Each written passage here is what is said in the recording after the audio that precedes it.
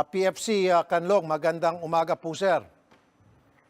Sir, magandang umaga po. Sir, pwede mamaya na lang, sir, kasi nandito po ako sa town ba? Sir Yes. PFC, naintindihan niyo pa yung ibig sabihin ng ah, psychological at emotional stress? Opo, sir. Ang resulta niyan is kapag yan po ikinaso sa inyo dahil doon sa dinaranas ni Desiree na kagagawan mo, pwede ka makulong, sir. At sisiguraduhin namin makulong ka, pero dapat tanggalin ka muna namin sa serbisyo. Alam mo, sir, ito, ako muna magsalita, makinig ka. Duwag ka, sir.